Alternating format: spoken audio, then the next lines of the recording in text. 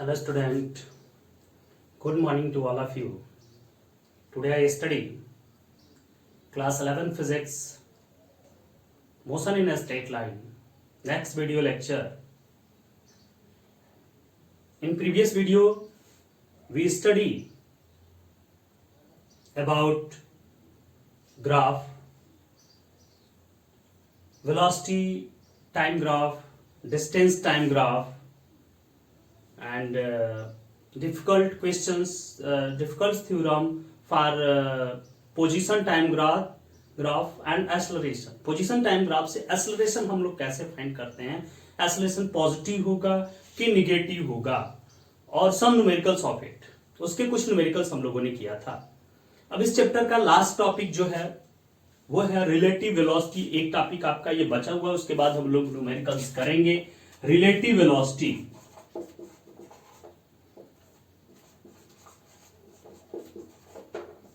Relative velocity क्या होती है? रिलेटिव वेलोसिटी, रिलेटिव वेलोसिटी मतलब क्या? एक के रिस्पेक्ट में दूसरे बॉडी की वेलोसिटी, एक के रिस्पेक्ट में दूसरे बॉडी की वेलोसिटी, पहले बॉडी के रिस्पेक्ट में दूसरे बॉडी की वेलोसिटी, दूसरे बॉडी के रिस्पेक्ट में पहले बॉडी की वेलोसिटी. जैसे यहां पर मान लेते हैं कोई बॉडी ए है और ये कोई बॉडी क्या है, बी है. ठीक है, ये बॉडीज क्या कर रही है, मूव कर रही है, किसी स्पीड से मूव कर रही है. मान लेते हैं इस बॉडी की स्पीड va है, इस बॉडी की स्पीड क्या है, vb है. तो कोई दो बॉडीज मूव करती है तो क्या होता है, relative velocity.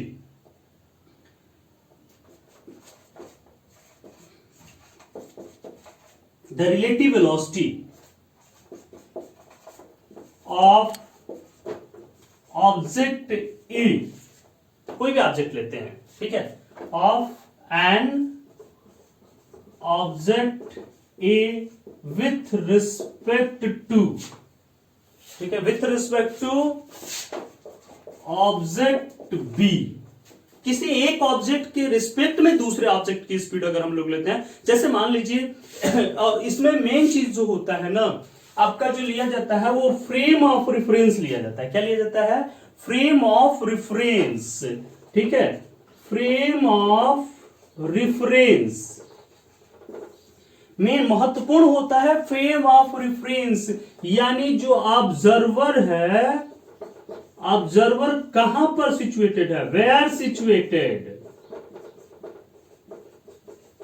Observer where situated, observer कहां पर है. जैसे मान लीजिए कि हम यहां पर खड़े हैं और आप वहां पर हैं, ठीक है, आप वहां से मोशन करना शुरू कर दिए, तो वो बॉडी मेरे रिस्पेक्ट में कितनी स्पीड से मूव कर रही है, हम यहां पर ऑब्जर्वर है, हम देख रहे हैं तो हम ऑब्जर्वर हुए, और वो बॉडी क्या कर रही है, मूव कर रही है. जैसे आप मान लीजिए कि मूव कर रहे हैं और यहां पर ऑब्जर्वर खड़ा है, तो ये ऑब्जर्वर के रिस्पेक्ट में इसकी स्पीड जो होती है वो आपकी क्या कहलाती है, रिलेटिव स्पीड कहलाती है. यानी इसके रिस्पेक्ट में, यानी ऑब्जर्वर कहां पर है, इस चीज पर इसकी स्पीड क्या करती है, डिपेंड करती है. अगर मान लेते हैं कोई एक ट्रेन है, अब ऐसे एग्जांपल्स आप समझिए, मान लेते हैं ये ट्रेन है और ट्रेन ये va स्पीड से क्या कर रही है, मूव कर रही है. ये b जो ऑब्जर्वर है यहां पर है, तो इस b ऑब्जर्वर के रिस्पेक्ट में इसकी स्पीड क्या होगी, इसके रिस्पेक्ट में देखेंगे तो वो अगर मान लीजिए कि ये रेस्ट में है तो फिर इसकी स्पीड के बराबर ही हो जाएगी. लेकिन अगर मान लेते हैं कि इसमें बैठा हुआ व्यक्ति जो ए था, इसमें बैठा हुआ व्यक्ति, दोनों व्यक्ति भी इसी में है, इस ट्रेन के अंदर है, तो फिर इसके रिस्पेक्ट में इसकी स्पीड, इस व्यक्ति की स्पीड क्या दिखाई देगी.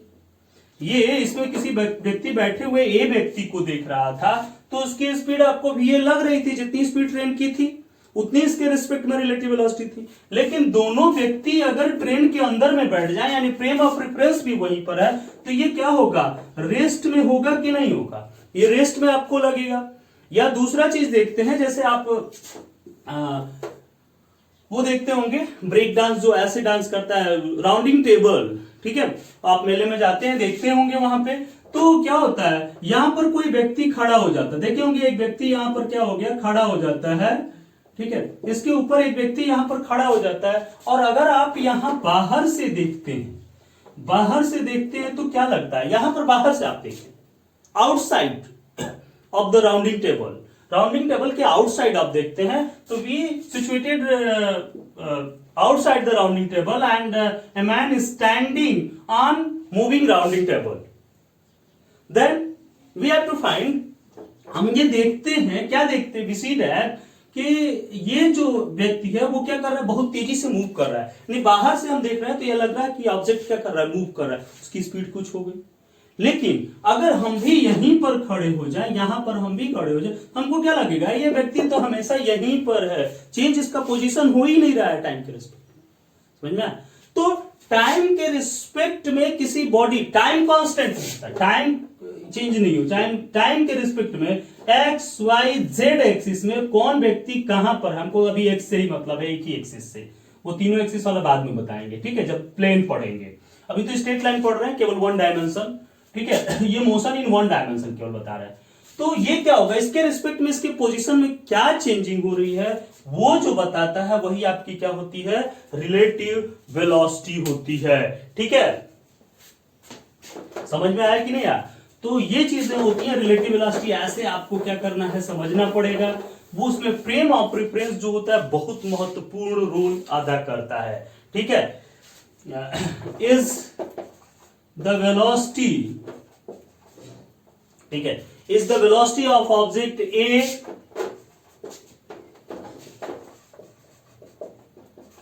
could appear,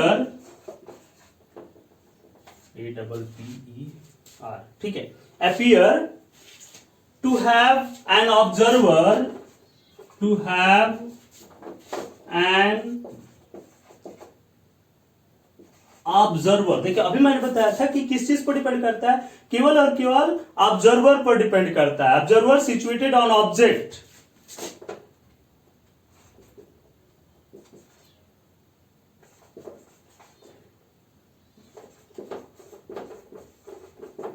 object is moving along with it।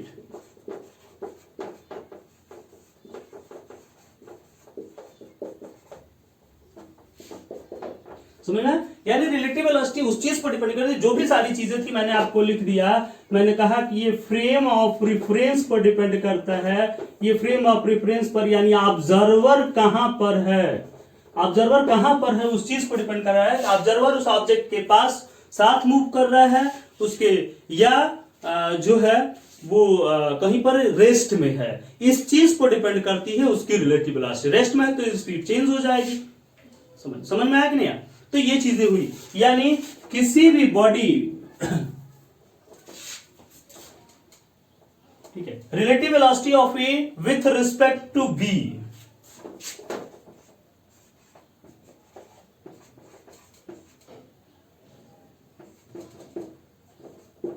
of A with respect to B, VAB, relative velocity of A with respect to B क्या हो जाएगा, VA माइनस BB। देखिए यहां पर वेक्टर लगाया, वेक्टर आपको अगले चैप्टर में हम पढ़ाएंगे। वेक्टर मतलब यहां पर क्या होता है, डायरेक्शन, किस डायरेक्शन में है, ये मोस्ट इंपॉर्टेंट चीज है कि वो किस डायरेक्शन में होगा।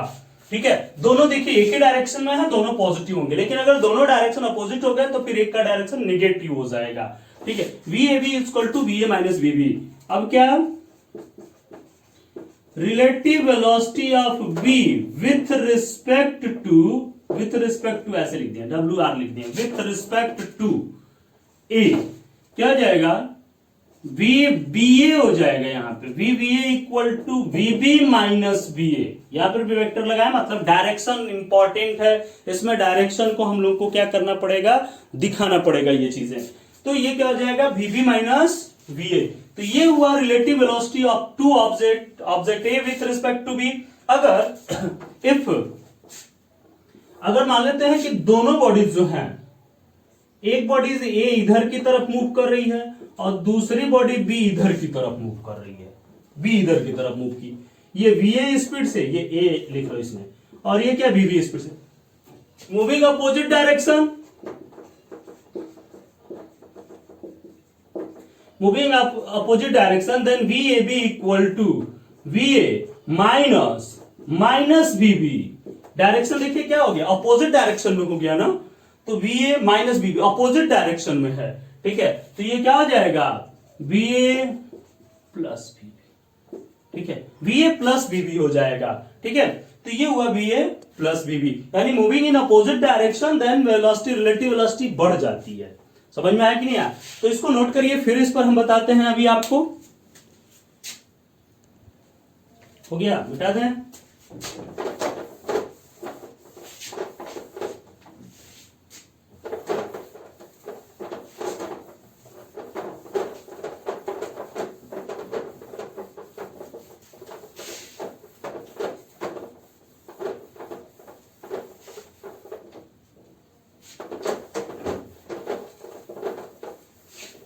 जैसे और एग्जांपल से देखिए, जैसे मान लीजिए कि आप किसी ट्रेन में जा रहे हैं, ऐसा महसूस किए होंगे इसलिए हम बता रहे हैं। एक ट्रेन ए है, इसमें आप यहां पर बैठे हुए हैं, ठीक है, और ये ट्रेन जो है 80 किलोमीटर पर आवर की स्पीड से जा रही है, ठीक है। दूसरी ट्रेन इसी डायरेक्शन में जा रही है, दूसरी ट्रेन ये वीबी थी, दूसरी ट्रेन वीबी थी, ठीक है, ये 60 किलोमीटर पर आवर से उसी स्पीड में जा रही है।